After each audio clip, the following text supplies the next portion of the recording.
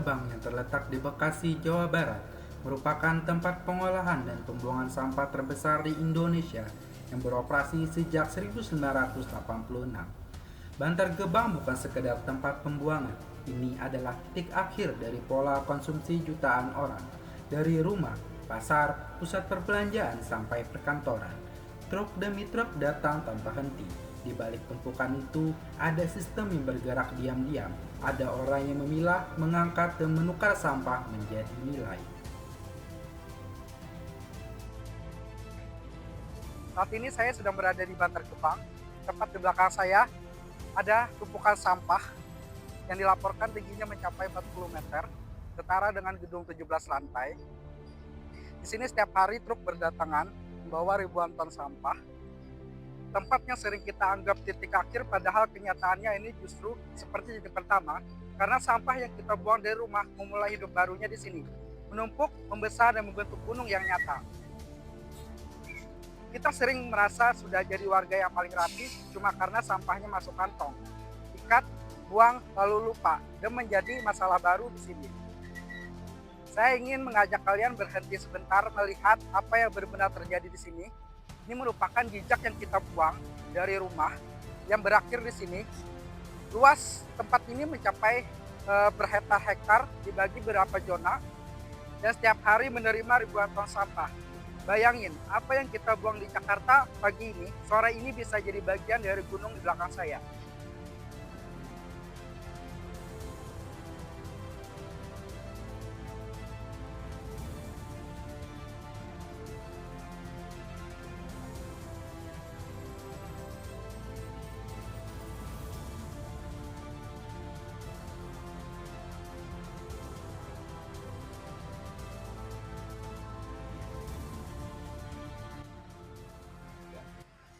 Bapak namanya siapa Pak? Wasli, Pak Wasli ya. Bapak udah lama di sini Pak?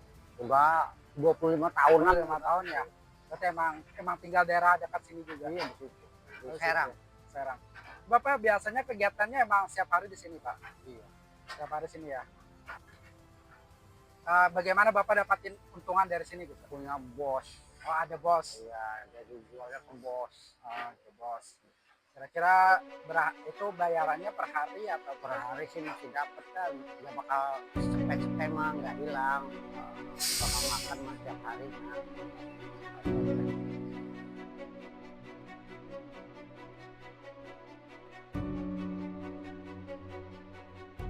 atau bagaimana Pak? Ya, tambah lumayan bakal makan sih, mau nyari apa lagi, kerja apa lagi, nggak ada lagi kerja.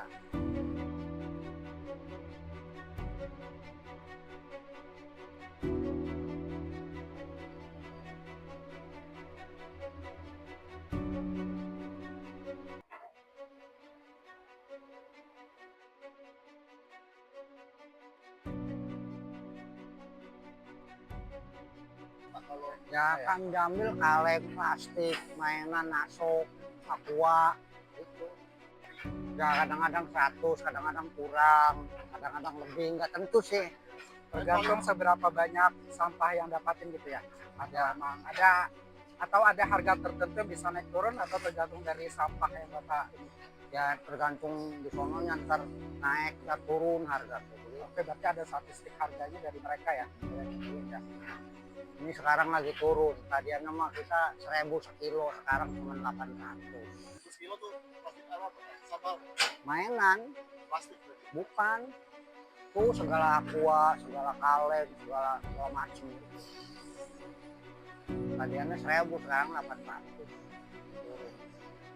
Tapi kalau dari dinas terkait atau dari pemerintah gitu ada koper atau jaminan nggak Pak buat Bapak mungkin atau teman-teman Bapak di sini yang mungkin jaminan kesehatan atau sosial yang dapatin gitu? Memang ada sih dari TV sih. Oh, ada. Ya. Kan masuk grup TV. Oh, ada ya berarti ya jaminannya ya. Itu yang seperti berapa kali saya dengar kan di sini ada beberapa kejadian ya Pak. Misalnya kayak ada yang cedera atau Iya. ada yang sakit gara-gara dampak-dampak dari ini kan banyak ya polusi atau itu. Iya. Kira-kira bagaimana tuh Pak? Mungkin Bapak pernah ngalamin atau ada jaminan yang benar-benar dibantu gitu? Yang pernah Nah untungnya Bapak amit-amit belum pernah ngerasain itu ya Pak. Oke.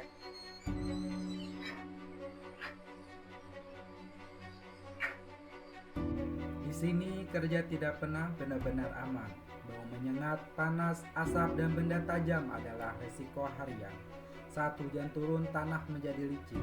Saat cuaca kering, debu dan asap mudah masuk ke paru-paru. Namun kehidupan tetap berjalan. Ada yang datang sejak pagi, ada yang bertahan sampai sore. Ada yang tumbuh besar di sekitar tempat ini. Bantar Gebang juga menunjukkan wajah lain dari ekonomi kota. Ada rantai panjang di balik barang bekas yang kita buang. Dari pemulung, lapak, pengupul, sampai pabrik daur ulang. Tanpa disadari, mereka membantu mengurangi sampah yang benar-benar berakhir di tanah. Mereka adalah bagian penting dari ekonomi sirkular, tapi sering tidak terlihat dalam cerita besar pembangunan. Pada saat yang sama, kami mengunjungi kantor Ikatan Pemulung Indonesia yang merupakan komunitas masyarakat sipil untuk seluruh pemulung di Indonesia.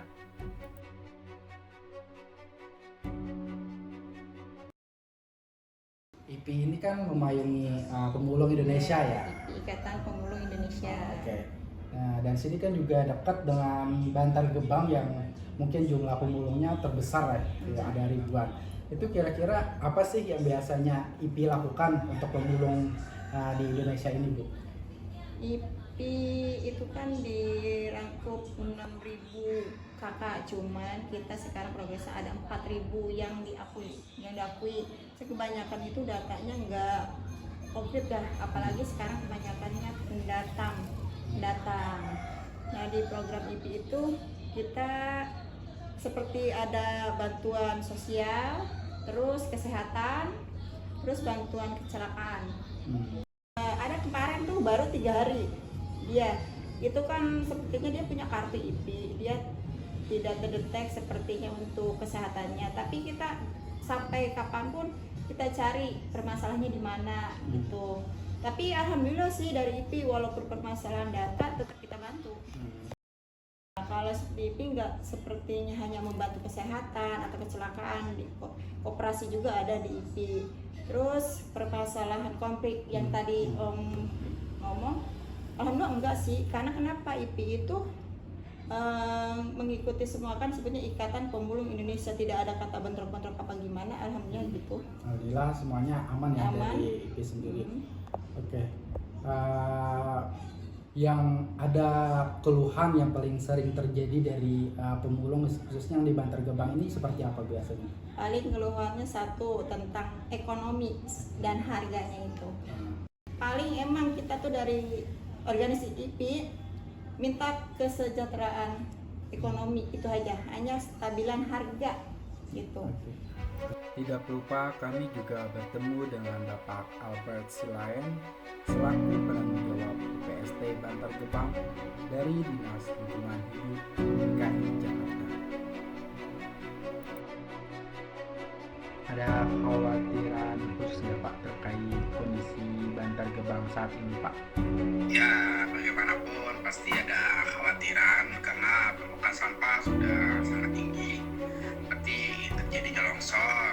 Namun untuk menjaga agar tetap aman itu biasanya kami tetap rutin melakukan pembenahan di lokasi landfill seperti pembenahan trap-trapan dan pembersihan saluran agar tidak terjadinya longsor seperti itu.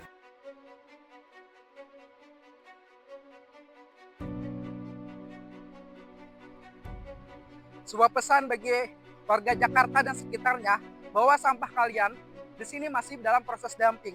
Artinya walaupun ini tempat akhir, tapi yang nyatanya ini menjadi tempat baru bagi mereka. Hanya saja pertanggungjawabannya dipindah, baunya dipindah, dan masalahnya dipindah. Artinya mereka belum benar-benar berakhir di sini.